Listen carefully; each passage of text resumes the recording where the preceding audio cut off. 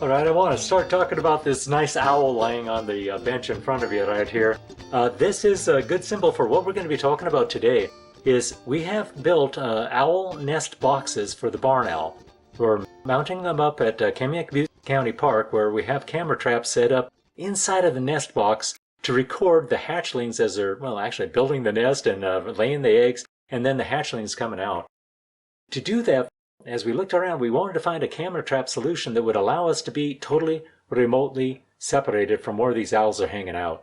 So for that, I got on the marketplace and golly, I couldn't find anything.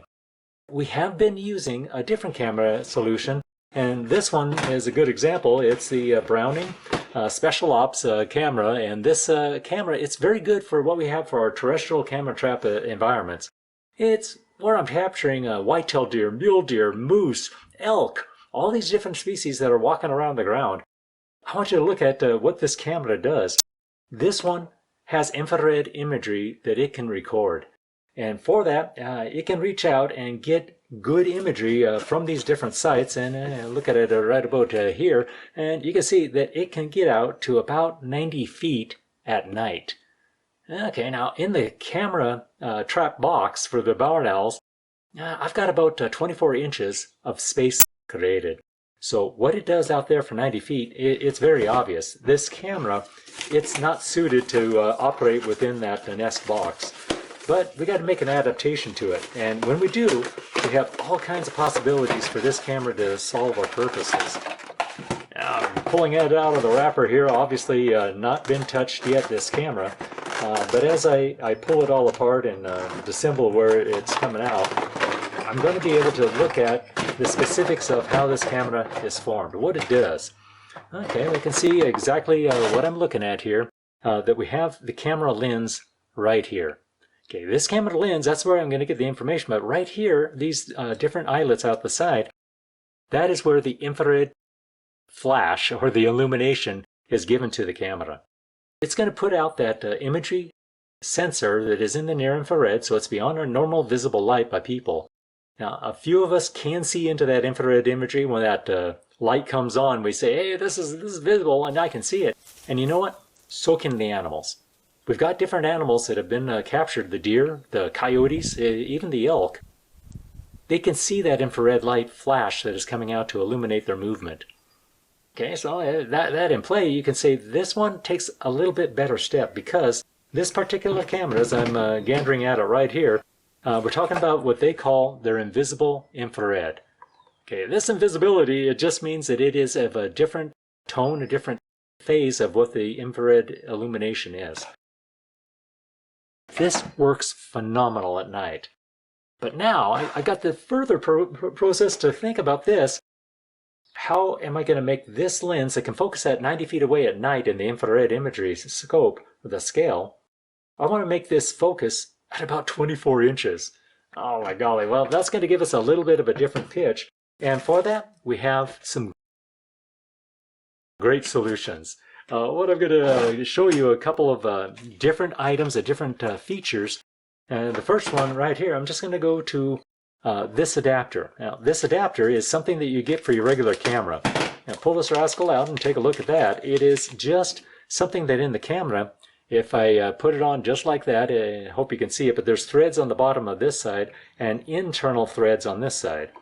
Okay, what am I talking about there? Well, as I am able to set this thread setting, it's not going into a handheld camera anymore. Traditional camera style we have. Instead, what I want to do is I want to mount this camera lens right over that spot on this camera. Okay, we're going to try and zoom in on that and get a better picture of it. With this adapter sitting right about there, I'm going to add on something separate to that. That separate thing is close-up macro lenses. Okay, these are something that you can get at your photograph or your camera shop. I bought these online. I got these, I think these were from B&H, same with that one. I'm looking for the smallest adapter that I can get over here. I'm going to step up on this one and say, now what lenses do I have that come out of this mix? And with that all set into play, I can take a look at that. It comes in a very nice package, opening them up here to say this Vivitar package, Series 1. Okay, pull out Velcro seals and all that good stuff. 4 different lens sizes sitting inside of here. These 4 different lens sizes, they're giving me options of a 2x, I'm sorry, a 1x, a 2x, 4x, and I think 8. Take a look at these, and you got to be able to read in a very small print. Now you should be seeing the image without the 2x lens. That's just the native camera lens on this barn owl. Well, yeah, college owl. Okay.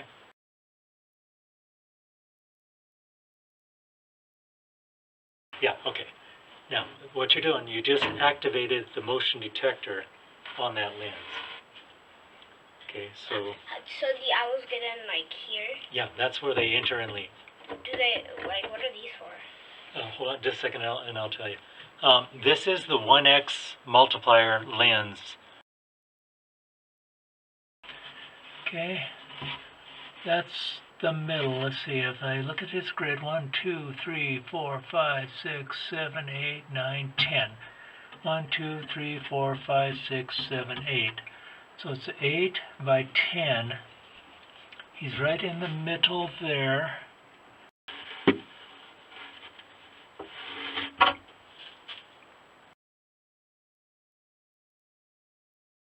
Okay, this is the 4x screen that is recording. Instead of the 2x, this is the 4x. And I should have movement in there capturing our little owl dude right here. So what we're seeing there is a more zoomed in image. So we're looking at the owl under the 4x lens. A lot more focus, a limited view of the background area. So it's a different lens, different test, and I hope you get to see the owl by now. This is the 10x lens adapter. Gives much more focus, much more limited background scene. We're going to find out when we look at this a little closer. But again, that is the 10x lens adapter. This is the 10x lens adapter.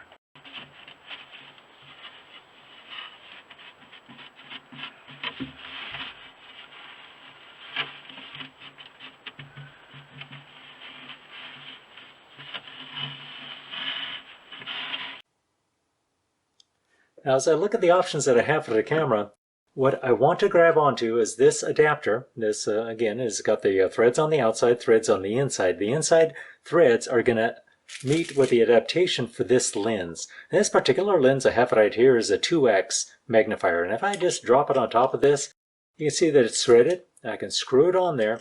It's going to have a very nice fit. Now, 2 things this does for me is, if I want to use this 2x lens for my camera trap because of my 24-inch distance, I need that lens mounted on top of the output for the camera itself.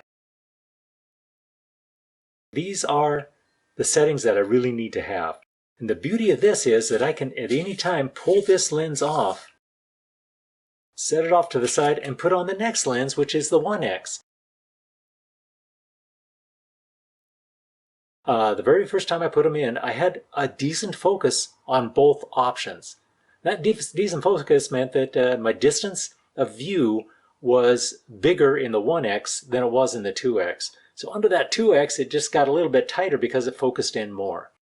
Now, at the very beginning, I'm thinking, hey, this is great. I'm going to go with the 1x because I got a bigger field of view. That works fantastically for me. But what happens when the owls get in there? They're going to build their nest. They're going to make the floor level rise up. It's going to get closer to the camera. And then you're going to lose a little bit of that focus that the 1x gave you. I have the option now. I can swap it around or just try from the beginning at 2x to start us out. I'll tell you, to hedge my bet, I did 1 box at 1x and 1 box at a 2x. Okay, that was my safe taking to say which one is going to be the best overall by the time you get to the end of it. I'm going to go right now and make the mounting of this. I tried a couple of different things. One is the very first option I tried was this product right here, and it is a white epoxy glue or a sticky. It's got 2 filters that feed into it. I combine them together. And I got to say, when I first did that, I combined them in a little receptacle, a plastic lid box, and mixed them together, and wow, was that ever sticky. It was so sticky that I had to wear latex gloves to be able to stir it up and then put it in my hand to make into the form to fit onto the camera. I wanted to get onto a spot that wasn't going to slop over to the other pieces of it. I'll tell you what, I'm going to set this one aside just for a second and say this is that first try that I made. This one, it uses that epoxy. It put it down around the base. I filled it in. Now, I wasn't able to really pack in this spot right here behind. I wasn't able to really get in here and pack in the spot right behind the lens itself. It's got an opening, which really, if I was exposed to the elements, that would be a bad deal.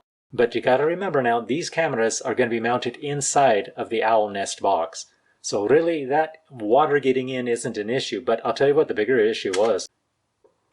Now, when I tried to unscrew that, oh golly, I cannot get it off. It's locked on there for good. So that epoxy became a nice first solution, maybe? I gotta say, this one is not the solution I want you to use.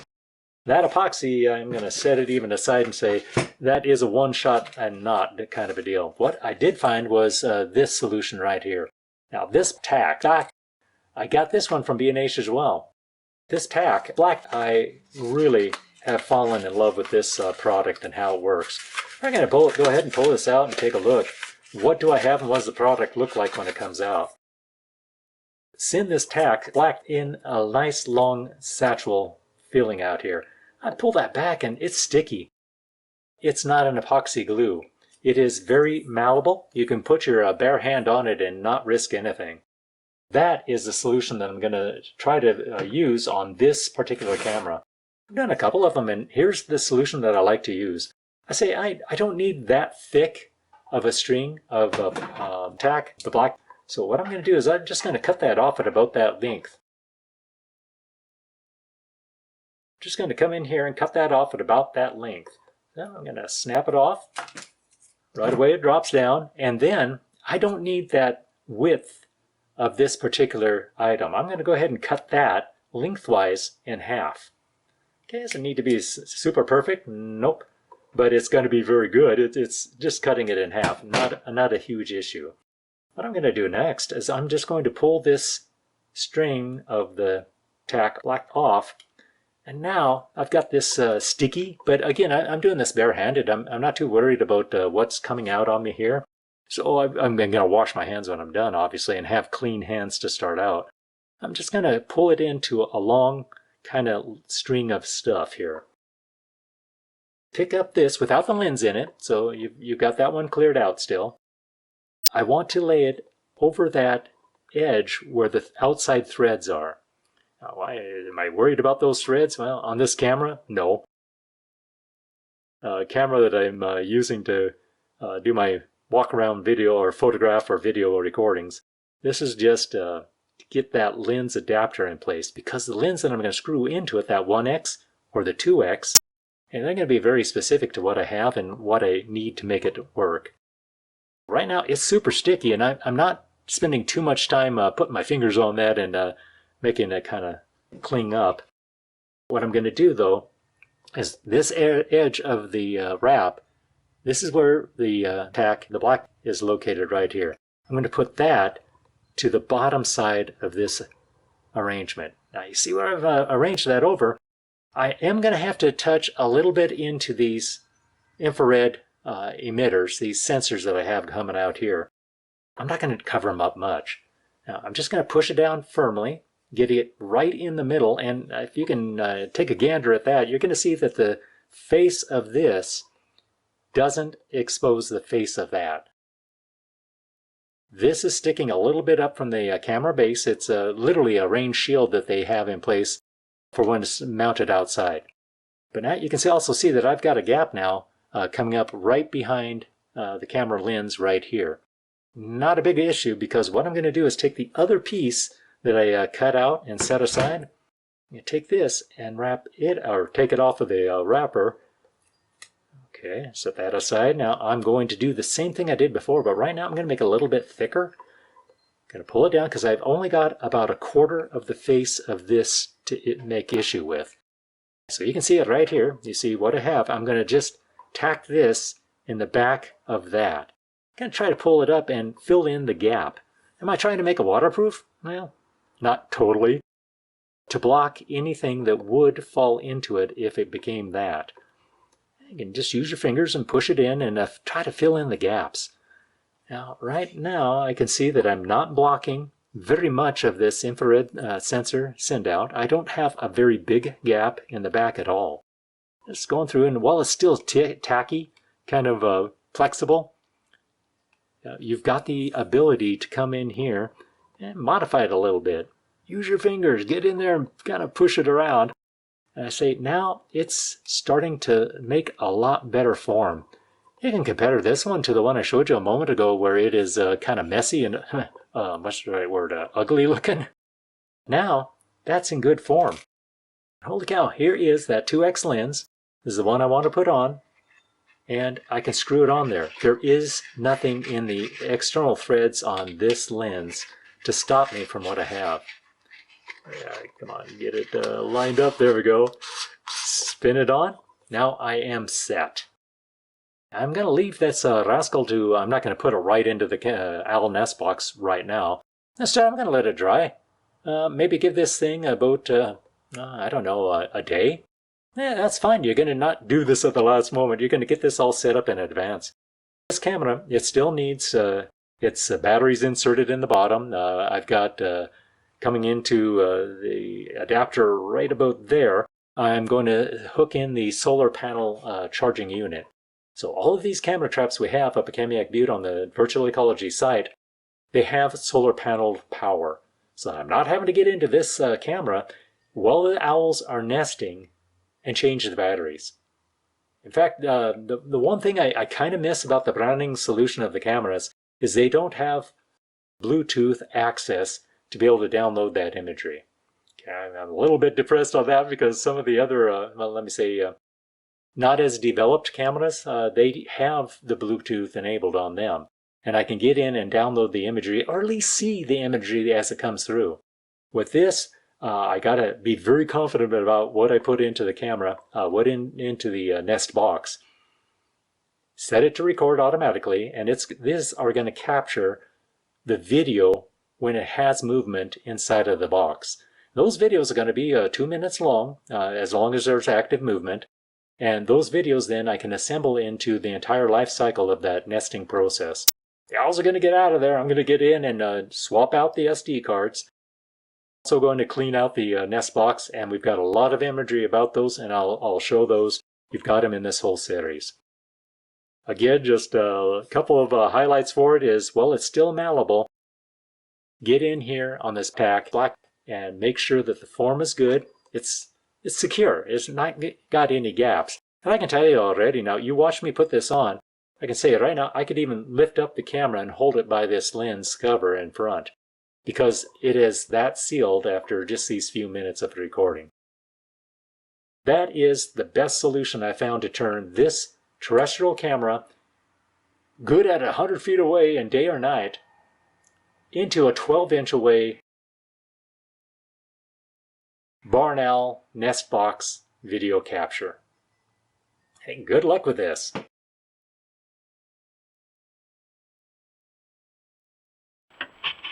That was me again. And saying right there, I'm about a wrist and a half my reach in. So the owls, we think, would want to be on that wall, right? So if they're going to get away from this opening, they would be over there. It doesn't get the back side of it, and we really can't with the video to keep restarting and going again. Stop, restart, start, restop.